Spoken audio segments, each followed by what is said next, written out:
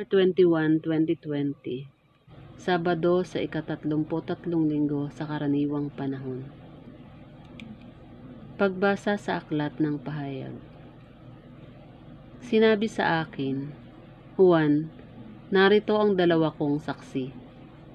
Ito'y ang 2 punong olibo at 2 ilawang nasa harapan ng Panginoon ng lupa. Kapag may nagtangkang manakit sa kanila, lalabas sa bibig nila ang apoy na tutupok sa kanilang mga kaaway. May kapangyarihan silang ipinid ang langit upang hindi umulan sa panahon ng pagpapahayag nila ng salita ng Diyos. May kapangyarihan din silang gawing dugo ang tubig at magpadala ng anumang salot sa lupa tuwing maibigan nila. Pagkatapos nilang magpatotoo, aahon ang halimaw na nasa bangin at makikilapaglaban sa kanila. Matatalo sila at mapapatay ng halimaw, at ang kanilang bangkay ay mahandusay sa lansangan sa dakilang lungsod na ang mahiwagang pangalan ay Sodoma o Ehipto. Dito rin ipinako sa krus ang kanilang Panginoon. Sa loob ng 3 araw at kalahati, ang kanilang bangkay ay panunuorin ng mga tao mula sa iba't ibang lahi, lipi, wika at bansa, at hindi sila papayag na ilibing ang mga bangkay. Magagalak ang lahat ng tao sa sanlibutan dahil sa pagkamatay ng 2 ito. Magdiriwang sila at magbibigayan ng mga regalo, sapagkat ang 2 propetang iyon ay nagdulot ng labis na kahirapan sa kanila. Pagkalipas ng 3 araw at kalahati, ibinalik ng Diyos ang kanilang buhay at sila'y tumindig. Nasindak ng gayon na lamang ang mga nakakita. Pagkatapos ay narinig nila ang isang malakas na tinig mula sa langit na ang wika, "Umakyat kayo rito." At habang nakatingin ang kanilang mga kaaway, napasalangit sila sa isang ulap. Ang salita ng Diyos. Salamat sa Diyos. Salmong tugunan. Ang puon ay papurihan, siya ang aking sanggalang. Purihin ang puon na aking sanggalang. Sa pakikibaka ako ay sinanay. Inihanda ako upang makilaban. Ang puon ay papurihan, siya ang aking sanggalang. Matibay kong muog at tagapagligtas, at aking tahanang hindi matitinag.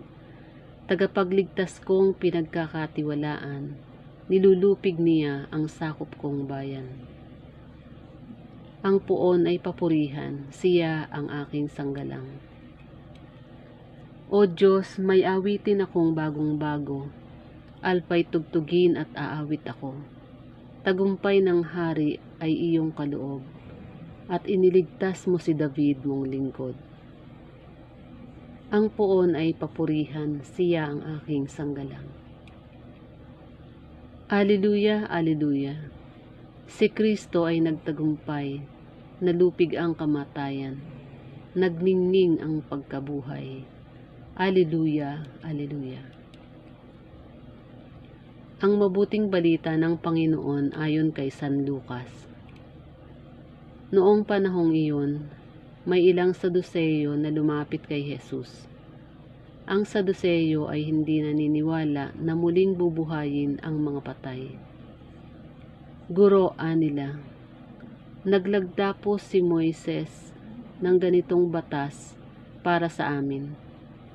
Kung mamatay ang isang lalaki at maiwang walang anak ang kanyang asawa, ang kapatid na lalaki dapat pakasal sa balo upang magkaanak sila para sa namatay. May 7 magkakapatid na lalaki. Nag-asawa ang panganay at namatay ng walang anak. Napakasal sa balo ang pangalawa at namatay. Gayon din ang nangyari sa pangatlo hanggang sa pampito. Isa-isang napangasawa ng babae at pawang namatay na walang anak. Sa kahuli-hulihay namatay naman ang babae. Sa muling pagkabuhay, sino po sa 7 ang kikilalaning asawa niya? Yamang na pangasawa niya silang lahat. Sumagot si Jesus, sa buhay na ito, ang lalaki at mga babae nag-aasawa. Ngunit ang lalaki at babaeng karapat-dapat na muling buhayin para sa kabilang buhay ay hindi na mag-aasawa. Hindi na sila mamamatay sapagkat matutulad sila sa mga anghel. At sila'y mga anak ng Diyos, yamang muli silang binuhay. Maging si Moises ay nagpapatunay na muling binubuhay ang mga patay. Sapagkat sa kanyang kasaysayan hinggil sa nagliliyab na mahabang punong kahoy, ang Panginoon ay tinawag niyang Diyos ni Abraham, Diyos ni Isaac at Diyos ni Jacob. Ngunit ang Diyos ay hindi Diyos ng mga patay, kundi ng mga buhay. Sa Kanya'y buhay ang lahat. Sinabi ng ilan sa mga eskriba, magaling ang sagot ninyo, Guro. At wala nang nangahas na magtanong sa Kanya ng anuman. Ang mabuting balita ng Panginoon. Pinupuri ka namin, Panginoong Hesukristo.